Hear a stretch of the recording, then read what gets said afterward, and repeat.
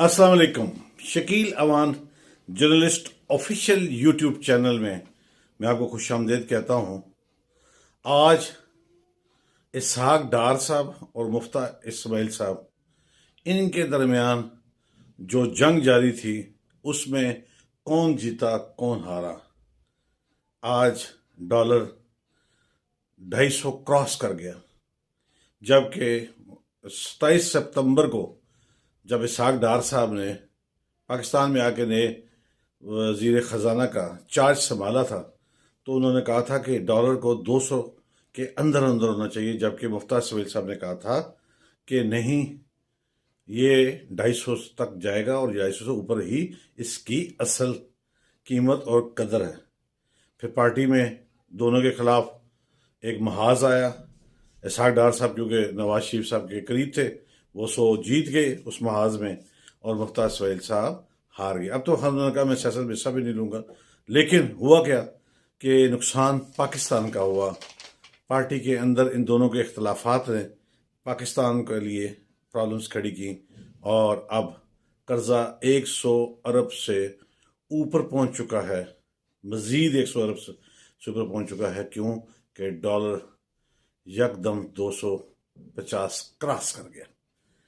अब देखना यह है कि महंगाई की जो नई लहर है उसमें आम आदमी और कितना पिसेगा, क्योंकि हुकूमत में तो सिर्फ सियासी लड़ाइयाँ ही जारी हैं। IMF का वफ्द भी 31 जनवरी को आ रहा है। जैसे ही आपने डॉलर की कैप उतारी और उसको बेलगाम किया, IMF खुश हो गया और उसने ऐलान कर दिया कि उसका वफ्द 31 जनवरी को आएगा और 9 फरवरी तक रहेगा। 10 दिन पाकिस्तान में क़याम करेगा, और इन 10 दिनों में वो गरीब अवाम की कितनी चमड़ी उतरेगी, कैसे उतारनी है, इनको बगैर ज़िबा के दफनाना है, ज़िबा करना है या क्या करना है, ये अब खेल शुरू हो रहा है। और महंगाई की एक नई लहर अगले माह से शुरू होने को है। अल्लाह करे कि गरीब आदमी किसी तरीके से सर्वाइव कर जाए, लेकिन बहुत हालात मुश्किल नज़र आ रहे हैं महंगाई के हवाले से, क्योंकि गिरफ्त जो है वो हुकूमत की कतई नज़र नहीं आ रही।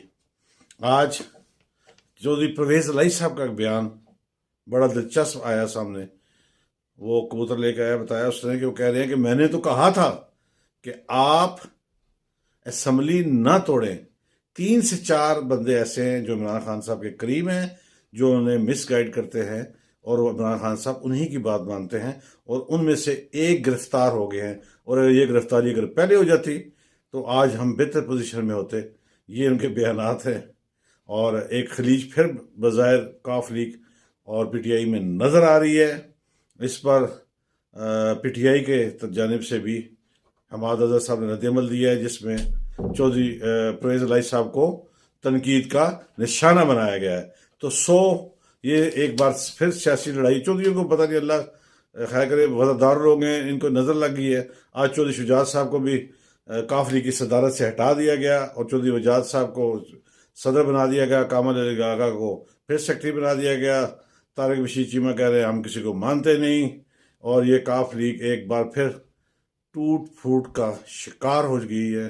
देखना यह है कि चौधरी बरादरान, चौधरी परवेज़ इलाही और चौधरी शुजात हुसैन कब एक पेज पर आते हैं, ताकि दोनों ही मिलकर अपनी शनाख्त, जो उनकी वफादारी की सियासत, मेहनत की सियासत और मुल्क में तरक्याती कामों में का जाल बिछाने की जो उनकी मशहूरी है, जिससे वो मशहूर हैं, वो कब अपने आप को इस सतह पर दोबारा लेकर आते हैं, क्योंकि इस वक्त वो किसी और किश्ती का सवार हो चुके हैं। सेनेट में आज एक अच्छी बात जो देखने को सुनने को मिली, वो ये मिली कि फवाद चौधरी साहब की गिरफ्तारी पर किसी ने खैर मकदम नहीं किया।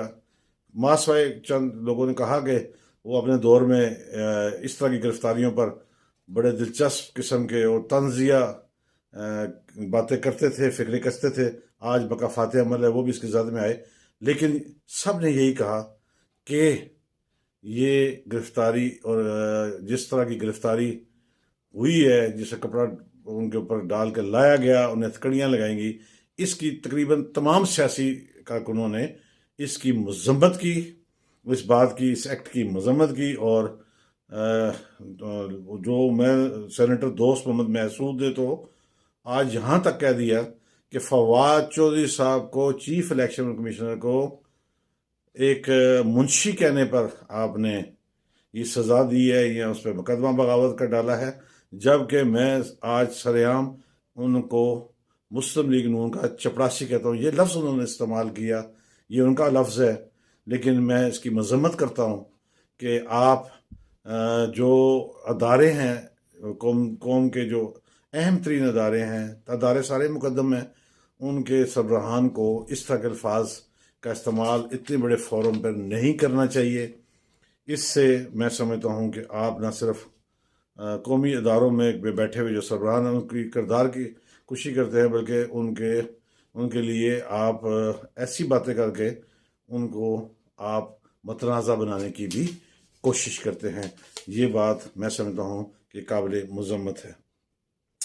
اب دیکھنا یہ ہے کہ ڈیجیٹل مردم شماری جو 1 مارچ سے شروع ہونی ہے اور 31 مارچ تک جاری رہنی ہے، اور آج کبوتر نے بتایا کہ پی ڈی ایم کے جو اجلاس میں یہ بات سامنے آئی ہے کہ جب ڈیجیٹل مردم شماری آئین کے مطابق مکمل ہو جائے تو اس کے بعد حلقہ بندیاں ہیں، اور اس سارے پروسیس میں الیکشن کمیشن آف پاکستان کا یہ کہنا ہے کہ اس میں 6 ماہ کا وقت لگ سکتا ہے۔ تو 100 اگر 90 دن 3 ماہ وہ اور 6 یہ، تو پھر 9 ماہ بنتے ہیں، اور اگر 9 ماہ کی کیلکولیشن کی جائے، آئین کے مطابق بھی کی جائے، تو پھر یہ اکتوبر ہی بنتا ہے۔ تو اگر یہ اکتوبر بنتا ہے تو الیکشن کے وقت بھی اکتوبر ہی ہے۔ تو 100 الیکشن بظاہر جو ڈیجیٹل مردم شماری اور کے پی کے کابینہ کے 15 ارکان اور پنجاب کابینہ کے بھی آج 11 ارکان جو ہیں وہ حلف اٹھا لیا ہوگا اس وقت تک۔ تو اس میں راولپنڈی سے رکھنے والے سماجی رہنما ڈاکٹر جمال ناصر کا بھی نام ہے۔ تو اب دیکھنا یہ ہے کہ اگر اس کے بعد پھر توسیع ہوگی تو پھر سمجھ آتی ہے کہ الیکشن جو ہیں وہ آئینی اور تکنیکی اعتبار میں وہ ستمبر اکتوبر یا اکتوبر نومبر تک جاتے نظر آ رہے ہیں۔ کبوتر کا دعویٰ ہے کہ حکومت کی بھی یہ کوشش ہے کہ انہی بنیادوں پر اکتوبر تک الیکشن کا اناؤنس کیا جائے۔ تو 100 صورتحال آج مجھے جو نظر آئی وہ آپ کے سامنے پیش کر دی۔ میری بات اور میری خبر ٹھیک لگے، درست لگے، سمجھ آئے تو میرے چینل کو سبسکرائب کیجیے گا، کمنٹس کیجیے گا، مجھے اس کا انتظار رہے گا۔